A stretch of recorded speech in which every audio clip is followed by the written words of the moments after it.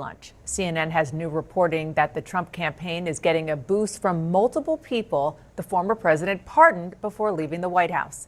CNN's Steve Contorno is following this story. Steve, what have you learned?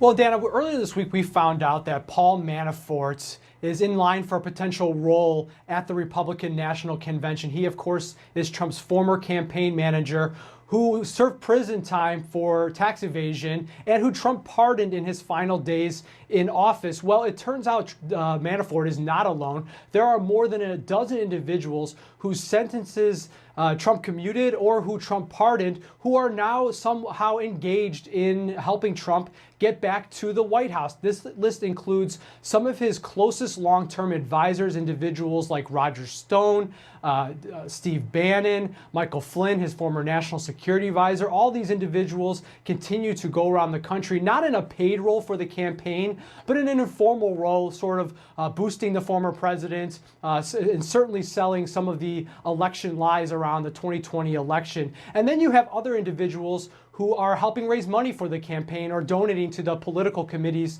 that are supporting him. That includes Charles Kushner. He is, of course, the father of his son-in-law, Jared Kushner. Charles Kushner made a $1 million contribution to MAGA Inc. That is one of the super PACs supporting Trump's campaign, one of the largest single donations to that super PAC. And then you have individuals who are more celebrities, and they're using their large following to support Trump. That includes Kodak Black, the rapper whose Trump sentence commuted, or Trump commuted his sentence. And then there's one other individual I want to mention, that's John Tate. He is someone who is a longtime political operative. He worked on the Ron Paul campaign, was later convicted of bribery, or convicted in a bribery scheme related to his work on that campaign. He is now advising Trump's campaign as a consultant, and he has made more than $70,000 in that role so far. Incredible reporting. Of course, you can see more of it on CNN.com. And Steve, before I let you go, you spoke to a clemency expert who called this situation a perfect storm. Meaning what?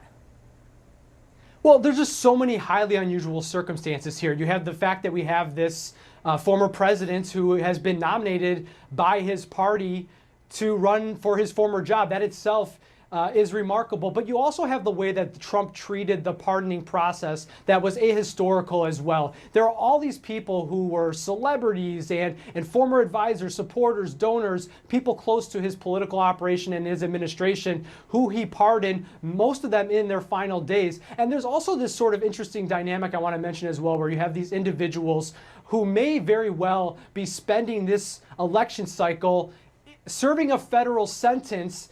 They are now free because of Trump, and they are helping Trump get back to the White House, Dana. Steve, wow. Again, terrific reporting. Thank you so much. Gloria,